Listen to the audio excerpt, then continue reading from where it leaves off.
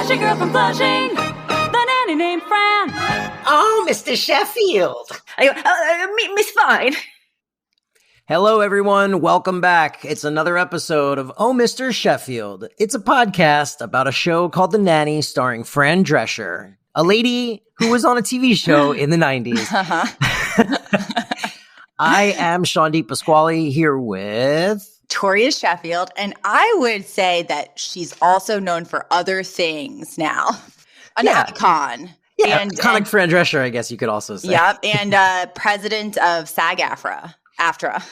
Oh, right. I forgot she's the president now. Yeah. Well, I guess I'll never be in SAG now. Okay, this is season 3, episode 19, Love is a Many Blundered Thing. And it was directed by the great Dorothy Lyman, as evidenced by all of the physical comedy in this episode, which I loved. And then this week we have two new writers who we haven't seen yet. This week's episode is credited to Dan and Jay Amernick, who I can only assume are related in some way because they share a last name. They only ever wrote on The Nanny. And Love is a Many Splendid Thing was a romance drama from 1955. And if you like the movie Moulin Rouge, you probably always go, Love is a Many Splendid Thing, like Ewan McGregor did. Mm-hmm. Or if you like Star Wars, you probably go, I have the high ground, Anakin, just like Ewan McGregor did. Right? Are we not just quoting Ewan McGregor? I don't understand. But yeah, so these guys were story editors, it looks like, on the majority, on 22 episodes. Wow. So they were production staff guys who got to write 3 episodes they got to write. And by the way, this is the episode where Fran thinks Mr. Sheffield sent her a secret admirer card for Valentine's Day. Yes. And then insanity. Yes. Yeah. So, all right, I guess let's walk through. Why don't you walk us through the episode? Let's walk through the crime scene. We'll do the thing. And why are we here doing a podcast at this horrible scene today? Toria, put your gloves on. So we start out by establishing and your booties. Oh no, there's blood everywhere. It's all over me now. All right, well, let's just finish this episode and then we'll get out of this place. Oh God. Okay. So we start out by establishing that Valentine's Day is coming up, and Fran initially starts off by saying like, oh, I'm really not into Valentine's Day. It's just overly commercialized. I don't buy into it. And no sooner does she say that, does she get a Valentine from a guy named Jeff. And she's all of a sudden like, I love Valentine's Day. It's the most romantic day of the year. So we established kind of the timeline of this episode, a few days before Valentine's Day. And then Brighton and his friend Tommy come in. And I should say she was talking to the 2 girls, Maggie and Gracie. Yeah. Brighton and Tommy come in. And I just wrote, Tommy is such a 90s boy. Mm-hmm. He was actor Michael Bacall, who you definitely recognize if you were watching TV at this time of your life. Like, I feel like he was always the friend, or sometimes like the bad boy who smoked cigarettes, or this felt a little out of character, actually, just being nice guy. I don't know. I don't know where I got that feeling from him. What was he in? I know he was in an episode of Buffy when he was a little older, but he's just one of those people where if you go to his IMDb, he was in like everything, as like a one-time guy. Mm-hmm. Yeah. So Tommy and Brighton come in, and we establish that neither of them have a Valentine's that week. And, at first, again, Brighton's sort of like, ugh, I hate Valentine's Day. You're supposed to give a girl a card and she's supposed to like you or something dumb. And then Fran's like, no one gave you a Valentine. And he's like, no. And he like cries on her shoulder, which I really like this version of Brighton, which they're using a lot, which is like he puts up a tough front, but he always ends up just crying. And that was one of the things I also really liked. That was like my first note. It was like a sad Brighton is very funny. Yeah. The fronting tough guy who's like, oh, I'm too cool, and then immediately breaks down. It's like, mommy. Yeah. It's very funny, and that's it works for him really well because it plays into the like entitled, like silver spoon spoiled boy thing too. So it all like fits with his character much more than like vaudevillian 50-year-old trapped in a 12-year-old body. And also endearing, I would say, Yeah. in its own way. Well, and then Tommy says he doesn't have a Valentine, but there is a girl he likes, even though he thinks she might be a little out of his league. Right. Now they play a little trickery here. Although I still, patting myself on the back, would like to say that I called the end of this midway through the episode before they revealed it.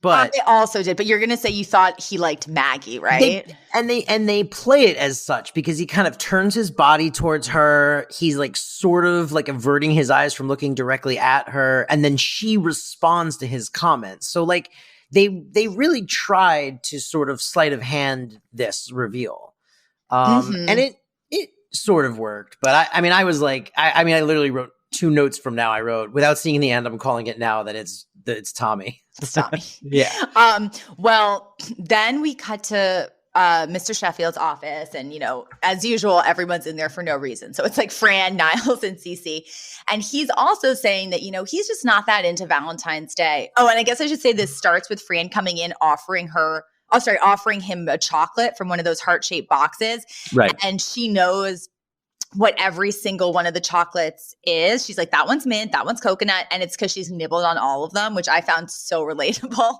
That's the first thing I do when I get them. I compulsively nibble into all of them. Really? Oh, yeah. Very selfish. Yeah. I was going to say, wow, so it's just for you. Yeah, but often it is. Like, I'm not going to lie. But so he says he's not that into Valentine's Day. And he's like, there's just not really anybody special in my life right now that I care to share the day with.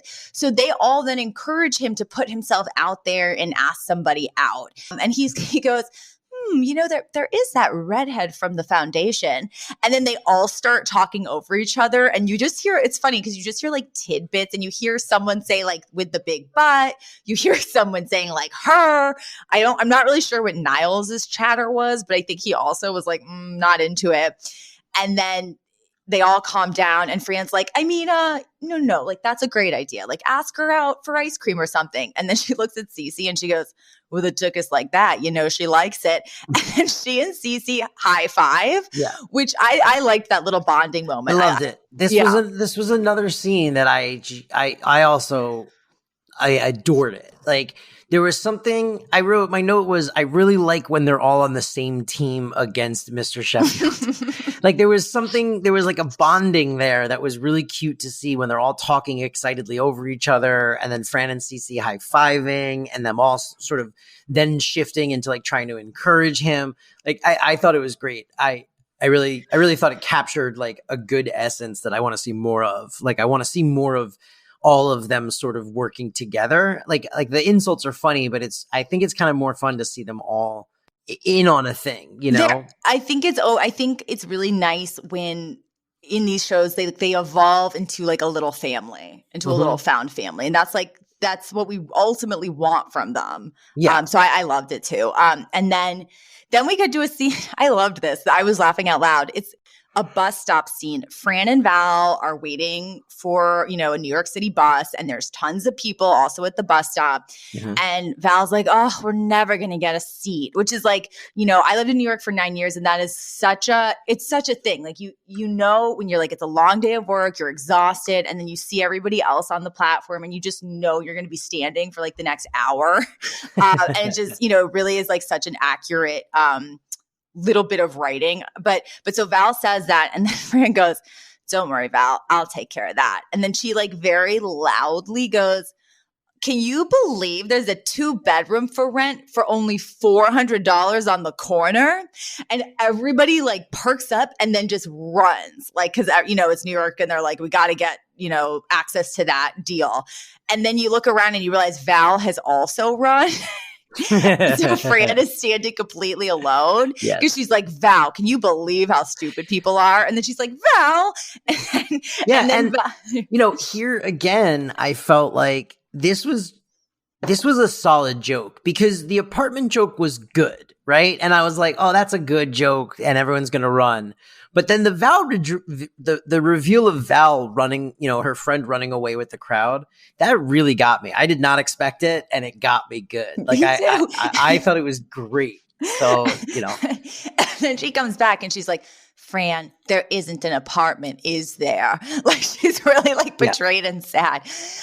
But so then, well, it's just the two of them now at the bus stop. You know, Fran starts rifling through her bag for change and she pulls out a card and she's like, oh my gosh, what's this?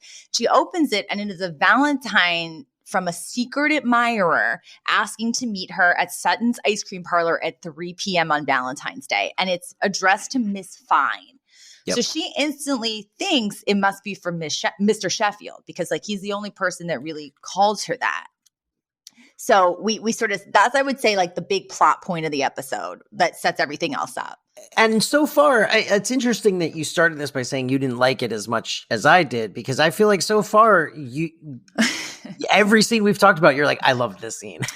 It unraveled to me when we get to like the third act. Okay. I don't know. Maybe on rewatching, I'm liking it. Maybe it's That's like when I watched Wet Hot American Summer, and in the first time I didn't like it, and then I loved it. I don't know.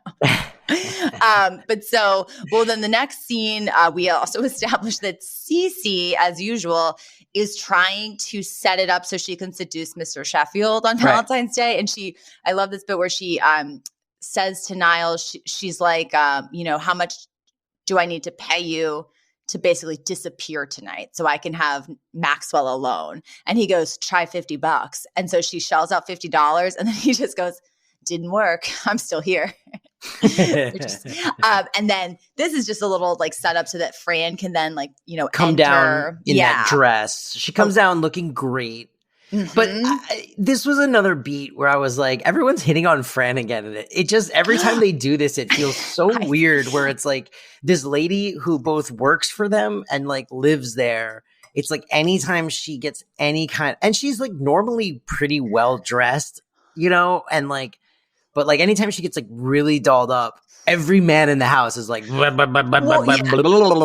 in this tight red dress. She looks fabulous. The Niles part didn't bug me as much because the way he did it was almost more like a gay best friend. Like he goes, whoa, baby, go, whoa. But it was very jokey. It was the Mr. Sheffield response that creeped me out. He literally walks in. He looks her up and down. He rubs his hands together like he's about to eat a delicious meal. And then he goes, oh, Miss Fine, what a sexy dress that is. And I'm like, ew, you're her boss. Calm down. It was so awful. I just wrote, OMG, gross, so inappropriate for an employer. And then, but then we have this beat where they're on two different wavelengths where he genuinely thinks she's just going out on a Valentine's Day date. And she thinks that he's playing coy because he secretly sent her a secret admirer card and he's just trying to keep the secret until the last minute when they meet up for the big reveal. Yeah. So it's like, you know, she's like, oh, I've got a hot date. And he's like, well, he's a very lucky man. And she's like, don't get ahead of yourself. And so they're totally like having two different conversations in the same conversation. But this is actually where I started not loving this episode because I thought that this became a case of writing a character for the convenience of this episode, not where they realistically are, like emotionally. Normally, Mr. Sheffield would be very jealous about this. But because, you know, like we've seen him like all season, like anytime anybody shows an interest in Fran, he instantly gets insecure, he instantly gets petty, he instantly wants to know everything about them. And is like, you know, obsessing about it with Niles. But because for this episode, it happens to be funnier that he has like no idea that she thinks she's going on a date with him. He's just like, ooh, you look great. Like, well, he's a lucky man. Like, have a great night. And like walks out. Interesting. I don't know if I entirely agree because I feel like, you know, in defense of this, I guess what I'll say is like what you're saying, I feel like is way more inconsistent than you're giving it credit for. We've seen her go out on a billion dates, only sometimes, depending on like, usually if it's like a guest actor who they want to interact with Mr. Sheffield or not, that is when he gets like the most invested.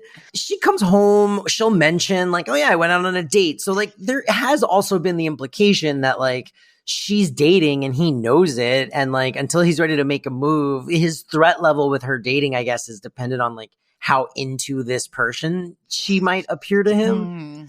And this one is like, it's Valentine's Day and I'm going on a date. I don't know. So for me, it was more like, well, he's not asking her out on a date. So he's not going to be a dick to her on Valentine's Day and be like, don't go on a date. You know what I mean?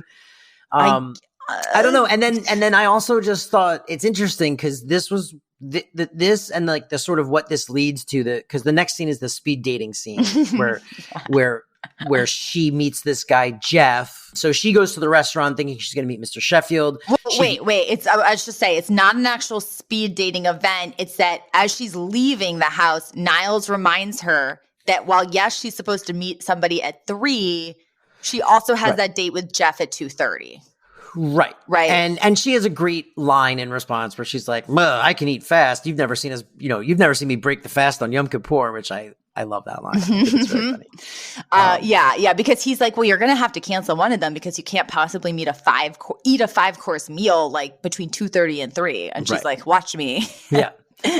So this leads into the whole speed dating, and that's just what I'm calling it. It's not actually supposed to be a speed date. In fact, she gets there, and Jeff is like, hey, I'm so glad you're here. Let's take our time and really enjoy ourselves. Like, I'm really into you.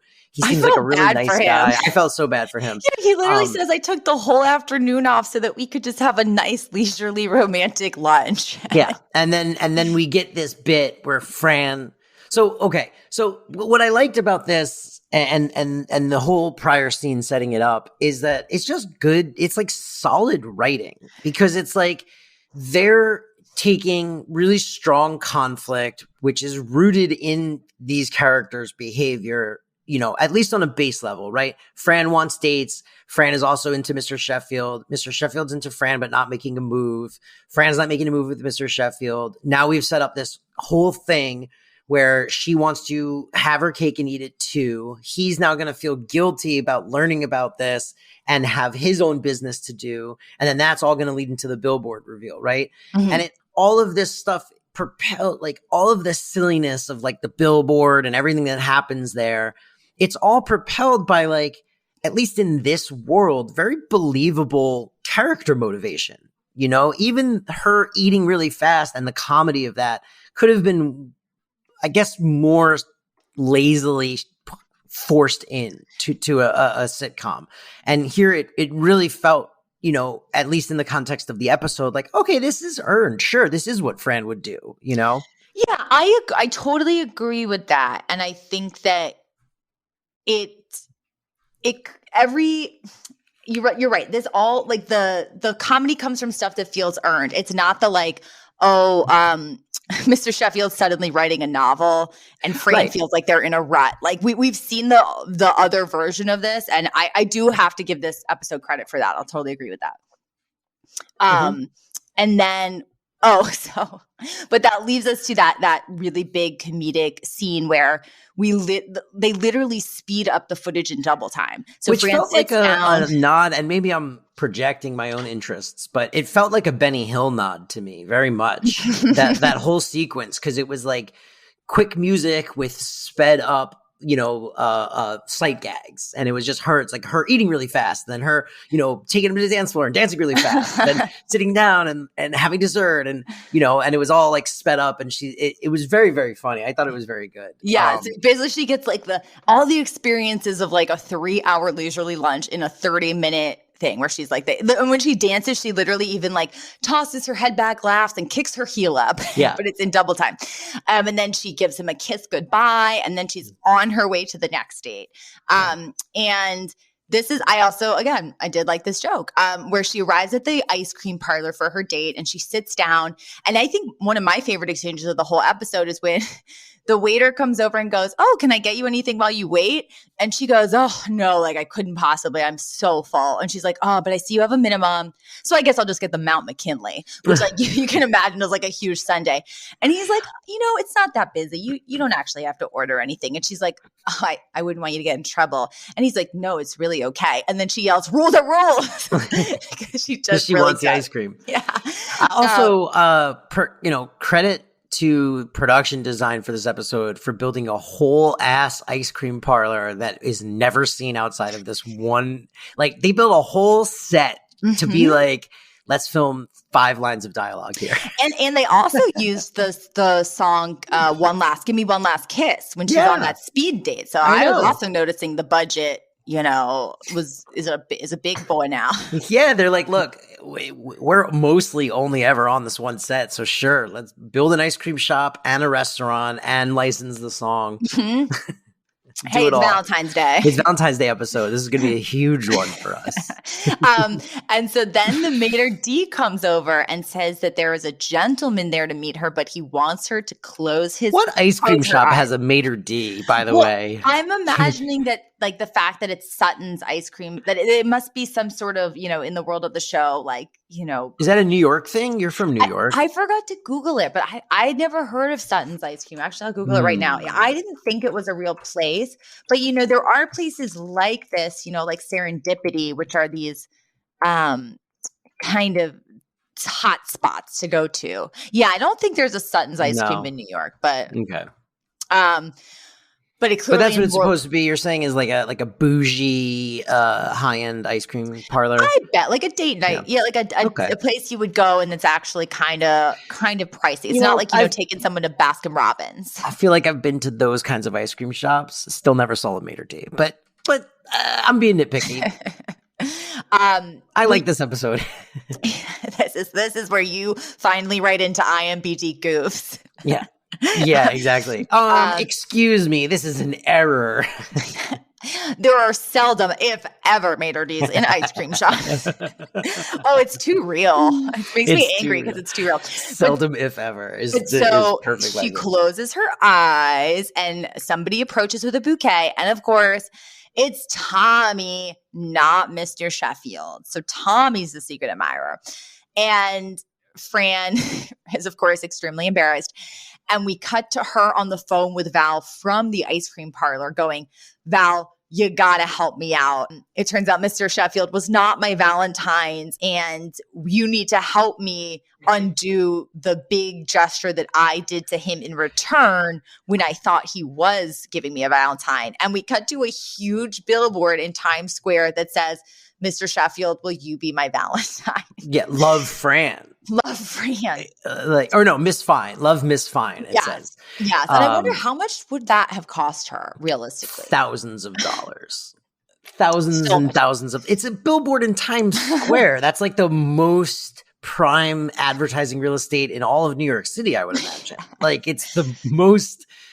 That's the most. So, I mean, like, maybe hundreds of thousands. I have no idea, but I'm sure it's a lot of money. This is when it started getting a little unrealistic for me, and a little too sitcom-y, but still fine. And then we go back to the mansion, and she's literally in. I love this scene too. This was another Great Brighton scene, because you get more of like the I'm a tough guy, and then he immediately breaks like a little baby. It's so cute. Because, so Val shows up, and they're going to, head to Times Square. But before they can head out, Brighton saunters in with a swagger. And he's like, how was your date, Fran? And she's like, oh, you knew. And he laughs because he clearly thought this was so hilarious. He didn't give her the heads up or anything. And then she's like, you think you're so smart? Well, guess what? My mother's going to pick you up from school tomorrow. And he's like, so? And she's like, straight from jazzercise class. And he clearly starts to get a little worried. And he's like, so what's the big deal? And she's like, well, she's going to want to come in and meet all your little friends. She might even do one of her dances from Flashdance. She's a maniac. And then he literally falls at her feet crying. And he's like, I'm sorry. I'll never do it again. And she's like, that's right, you little brat, never do that again, and get out of here and brush your teeth. And then she turns to Val and she goes, what? I'm still his nanny. Yep. Which I really like that too. And then we get a real big bit of physical comedy. Oh yeah. They're at the billboard, and they're physically pulling themselves up on. They're on a window washer platform, basically, which is attached to the billboard so that they can raise themselves up to the top of the billboard and then lower themselves down to the bottom of the length of the billboard, to paint over it or whatever. And they get on there and they immediately get distracted. Yes, they're watching a couple make love. Yeah, there's a couple having sex across the street in their apartment. And they immediately are like, oh, Ooh. Yeah.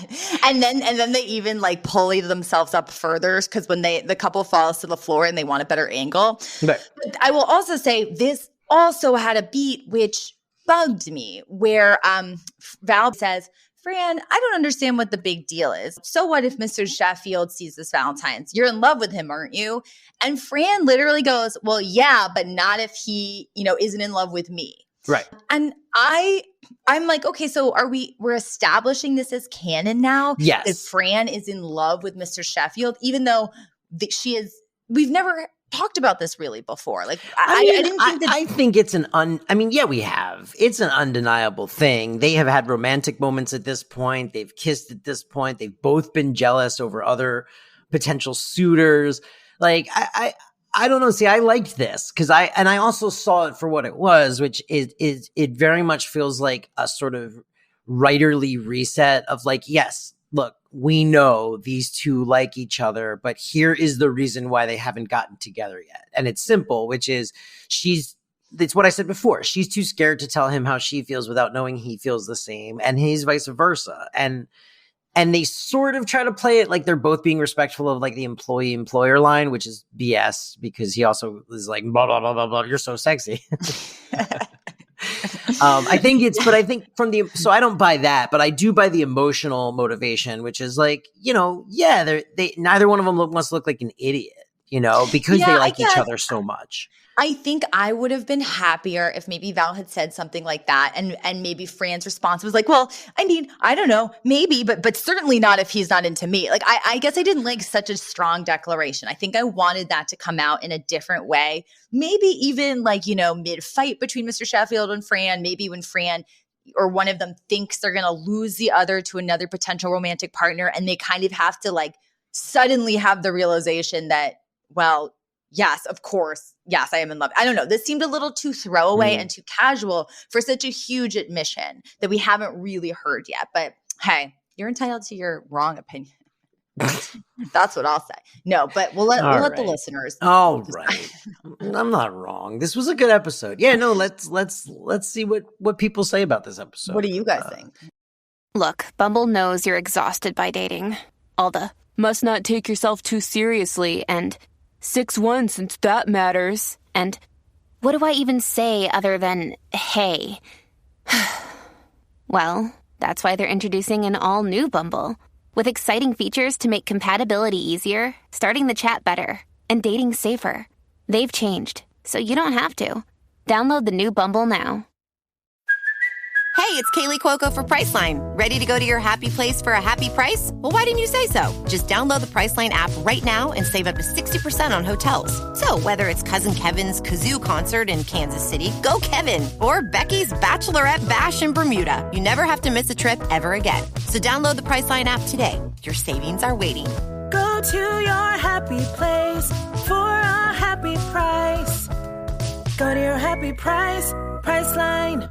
Okay, so what happens is, so they're desperately trying to look into the window to see the sex because they just want to watch two strangers get it on. And Val starts leaning.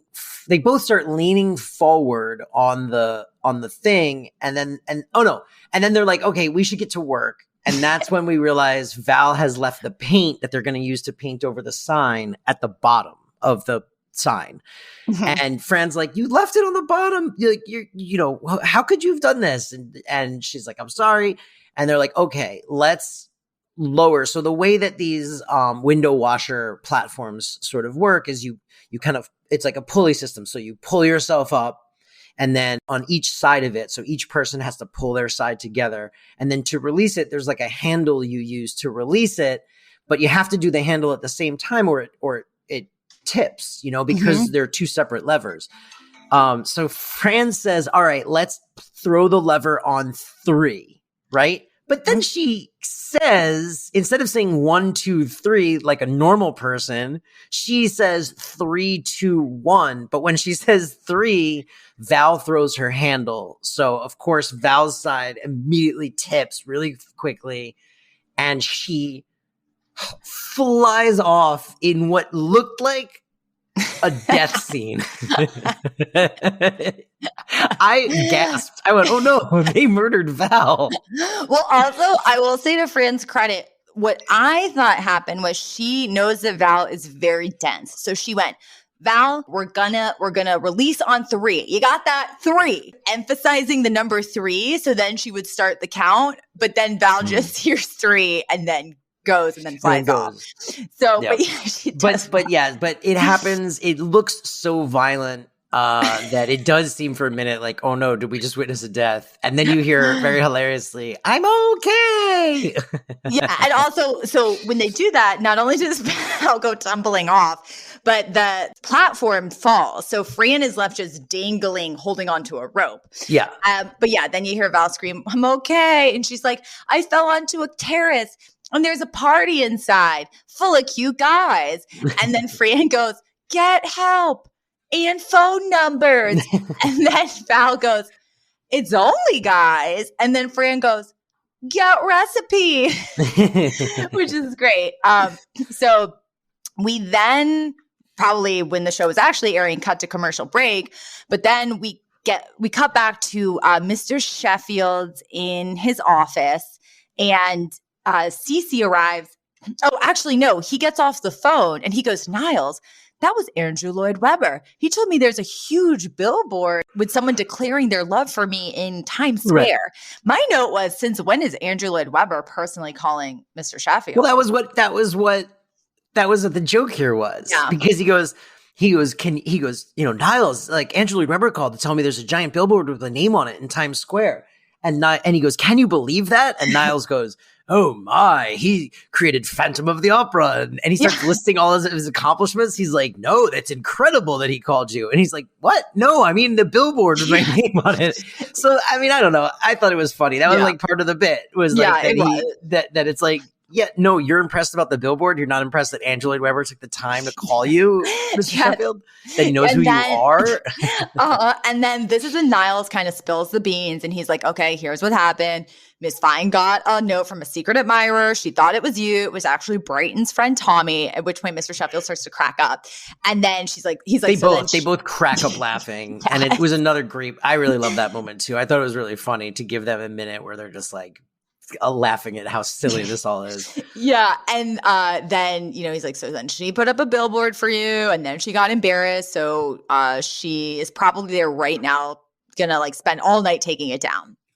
And we should also say that there has been this ongoing little joke in this episode where when Fran initially tells Niles that Mr. Sheffield sent her a Valentine's Day card, Niles becomes incredibly defensive and irate because he does not understand why Mr. Sheffield didn't confide that in him. And he's like, what? No, that's impossible. He tells me everything. And Fran's like, well, I don't know. He didn't tell you this. And so for the whole rest of the episode up until this point, Niles is withholding information with to Mr. Sheffield in order to punish him, sort of like a wife, you could imagine. Yeah. So, Mr. Sheffield will be like, oh, like, who's my 4 p.m. meeting with again? And Niles goes, you have your secrets, I have mine, and then walks out. So he's probably just really relieved that that he's finally like opening up to him. Yes, yeah. And that, he actually didn't withhold anything from him. Fran had just been misunderstanding the situation. But so, Mr. Sheffield is now in the loop. And then Cece walks in and she's holding, this Valentine's Day basket with champagne and treats. And then she literally goes, Maxwell, I thought you might want something to nibble on tonight. And no sooner does she say that, does she like take off her jacket and kind of like reveal her shoulders and collarbone. And I felt so bad for her. He takes this like lovingly curated basket. Love basket. Yeah. Love basket. And he goes, Cece, this is perfect. And he kisses her on the cheek and he immediately beelines out of there. Yep. And she doesn't see him leave because she's already sort of sat down on the couch. And she's like, oh, Maxwell, maybe you should turn the lights low. And Niles just goes, okay. He turns off all the lights and closes the door, leaves her in the dark. I wrote, poor Cece. Alone in the dark. Her gift has been commandeered to give to another woman. It's sad. Yeah. I had 2 thoughts here. One was like, I felt very bad for her. And then I also thought, like, man, this is an episode where this nebbishy, like, nerd man has two women throwing themselves at him. Oh, but please. That's Hollywood, baby. Like, I wish we lived in a world where that didn't happen. He's a successful Broadway producer. I guess. Yeah. He's exorbitantly wealthy. He could be much, much less attractive and still have this be happening. And still have a bunch of women. Yeah, that's in this world. So then this was another favorite line of mine. So after all this whole CC stuff, and Maxwell now is on his way to go try to get to the billboard, we get this beat where we cut back to Fran still hanging from the sign. And her opening line, which I felt was like a very weird semi-meta moment, is she goes, "No one's going to believe this." and I thought it was just very funny because it works both in character and also as a weird meta commentary on, like, she's been hanging there since we went to commercial, came back, saw an entire other scene, and she's still hanging from this rope.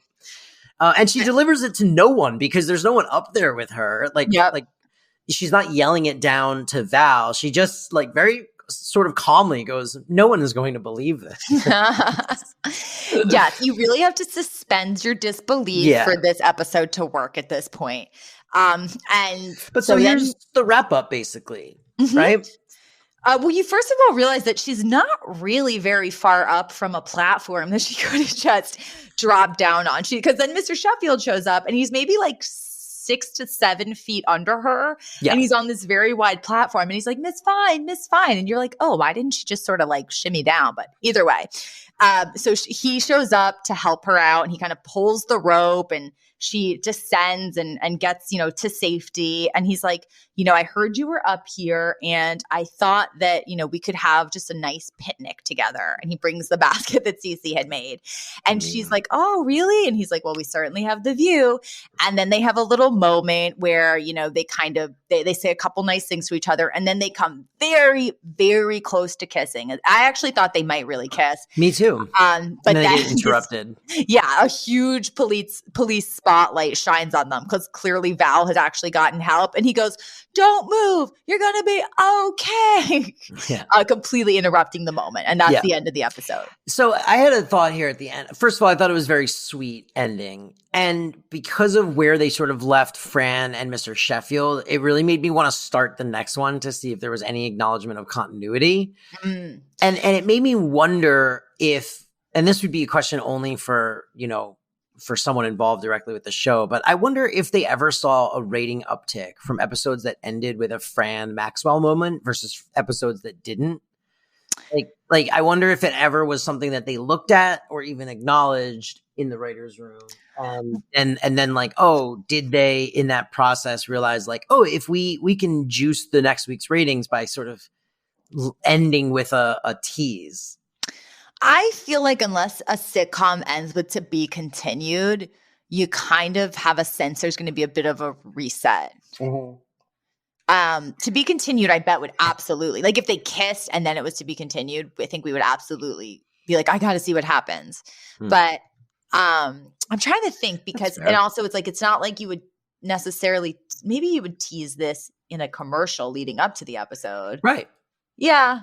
Well, there's this, well, it's obviously different from a sitcom. There's this book about TV writing called The $1 Billion Kiss or something like that. And it's basically about how the writers of Dawson's Creek figured out that the formula for the show, like truly in terms of rating, was just who was kissing Katie Holmes that week. And so the show really, instead of it being like a Dawson show, it became a like who's kissing Joey Potter. And that's how they took a show that was really sluggish in its second season ratings and then developed what they called not a plot line, but a plot engine, which carried it to like 5 to 6 more, full seasons. Right. Yeah. Yeah. I get that. I mean, it makes sense, right? That if that's what your show is really about, then like, that's what people are tuning in for, right? They want to know who's gonna get the girl, basically. Yeah, I mean, Friends did the same thing. Friends, the entire engine of Friends was Ross and Rachel, will they, won't they? Yeah, and I'll be the first to admit We should move into segments. let's go to segments. And now, segments. So, segments. Yeah, no, I think we should move on to segments. To say we can move on to our segments. And now, segments. Segments with Sean and Toria.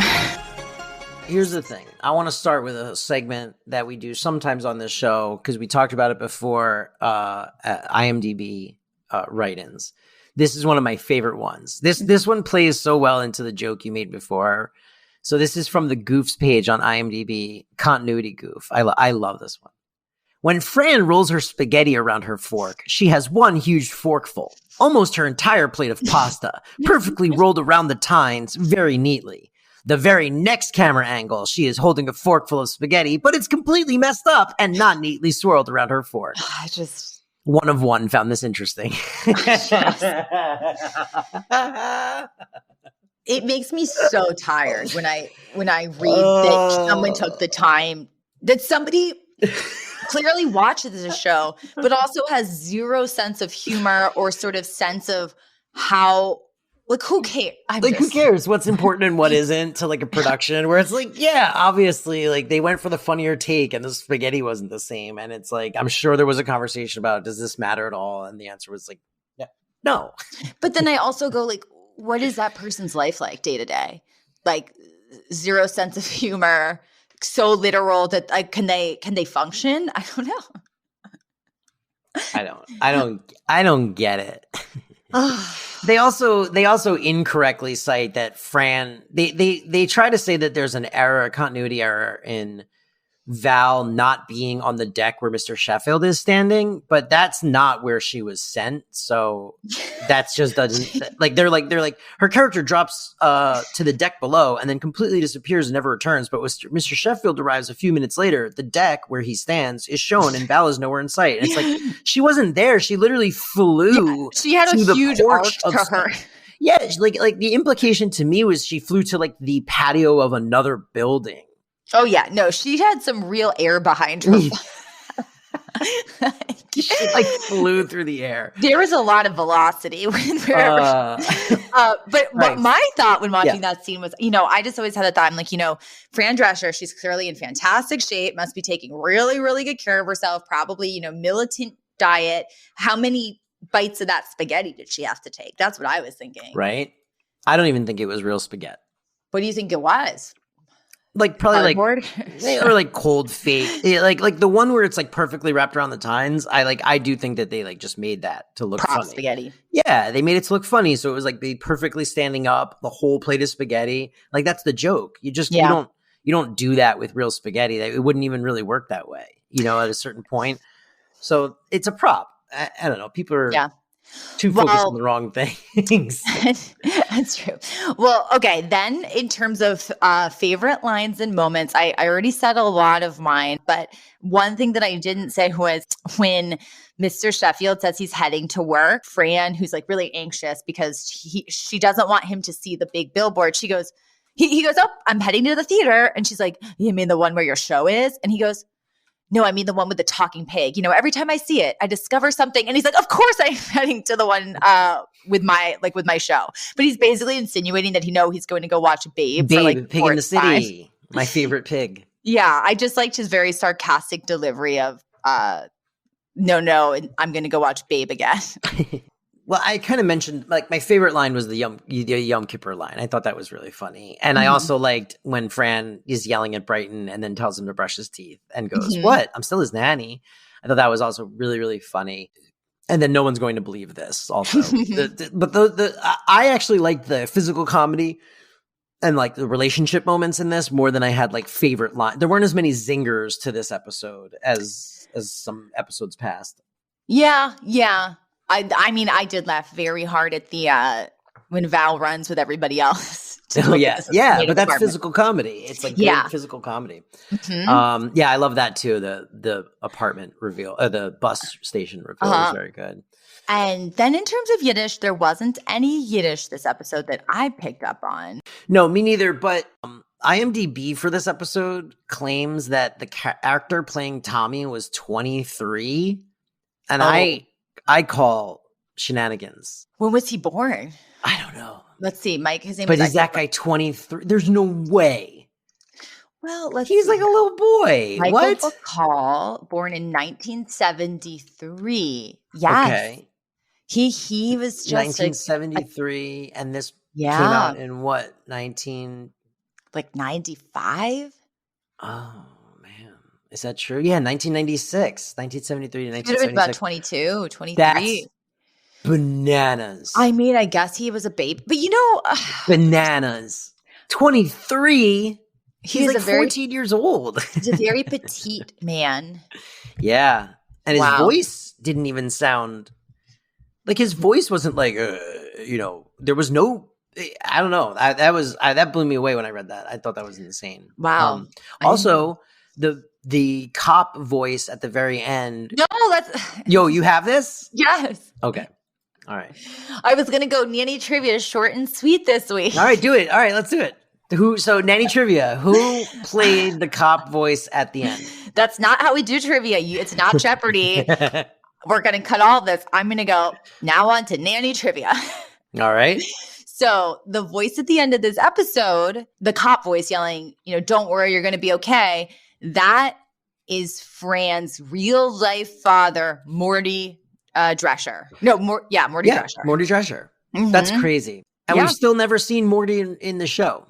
No. Or in real life, to be fair. Oh, no, he did appear in an episode already once, didn't he? Morty. Like the real life Morty. Weren't they in an episode as in like the background or something? He played an uncle. He played Right. like an uncle who in a like bar mitzvah type scene. Mm-hmm. Mm-hmm. Yeah, so we've seen the real Morty Drescher. We still haven't gotten to an episode where they cast someone to play him, although we've got very close a week ago with the We saw a hand. we saw a hand. Yeah. Oh no. That's not a week ago because we recorded that one out of You're order. right. You're right. That's in the future. Yeah.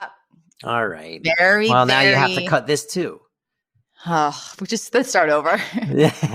Trash. Burn the whole thing down. All right. Well, that's cool trivia. Short and sweet trivia. Mhm.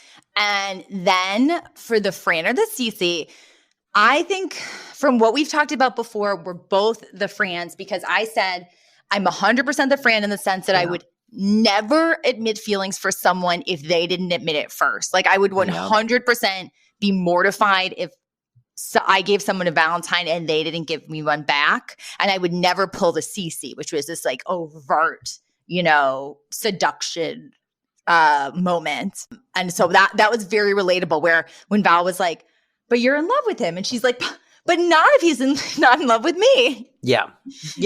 Same. I would never make a move on. I mean, Elizabeth had to make the first move in our relationship because I just was never going to do it. That was also though why I never was successful at like picking women up in bars and stuff because it always felt so presumptuous to be like, hi, I'm a random person who's going to talk to you and then we're going to go out on a date or something. Like, I don't know. That just felt so weird to me. I never felt comfortable doing it. Yeah. Ever. And I have a different type of problem where if I'm interested in somebody, I am so cold to them.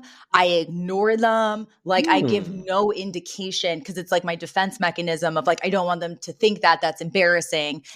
So oftentimes I found out after the fact, somebody who I was interested in totally would have been interested in me, but they thought I was like very unapproachable and very intimidating.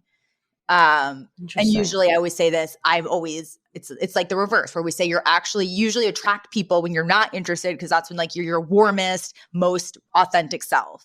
Yeah. I feel like maybe I was going to say, why do we always end up talking about this? Because this is a theme of because this is the theme of the show. Yeah, Yeah. absolutely. Well, and certainly of the who's the Fran or the Cece. I mean, that is why we always end up ending the show with deep analysis into our relationship. Yeah. It's very upsetting. And I want to say, so that's the episode. And I wish I had said this at the front of the episode, but I wanted to say we had a special guest listener this week. Oh, yeah, we Fran's did. dad. Fran's dad. Fran's dad is here. I meant Sean's dad. Nope, Morty Drescher. Freudian slip. Yeah, no, my dad's silently listening and playing on his phone. Oh, I don't so know if my dad's ever you're like seen he's actually fallen asleep. My dad has passed away while we were recording this. All right. Well, so listen, if you like the show, and some of you have been doing it recently, we see you. Please leave 5-star ratings on Apple Podcasts and Spotify and anywhere where you can rate the show. Leave a 5-star rating and then a little review, and we see it. And that also means that other people see it, and it grows the audience of the show, which I'm happy to report continues to grow every week. It's really heartwarming and amazing to see people continue to find the show and then listen to it and then stick with it. It's really awesome. And what's really amazing from talking to other people that do podcasts is our audience retention throughout the episode is also really high. So like people listen all the way to the end. So thank you. That means a lot, and it's awesome. If you want to talk to us, you can find us on Instagram and Twitter at Oh Mr. Chef Pod. That's Oh Mr. Chef Pod with 2 F's. And write to us there, and we'll write back to you, I would say 10 out of 10 times. I don't think we've ever not responded to a comment or a message. I love it. It makes my day when we get a comment. And sometimes people give us really helpful tips. Like they're really listening. They'll be like, oh, I heard you mention you're interested in this and you should watch this or you should look here. Yeah. Oh, absolutely. If you have like facts or tips or things to say like relevant to the show, definitely don't hesitate to reach out. And if you just want to say hi or what's up or ask Toria her shoe size, anything goes. Size 2, baby. All right. Well, and on that note, I will say, everybody get out. Not you. Oh, not you. You know who you are. Okay. You goodbye, do. All everybody. Right. Goodbye. The Flushing girl from Flushing, the nanny named Fran. Oh, Mr. Sheffield. Miss Fine.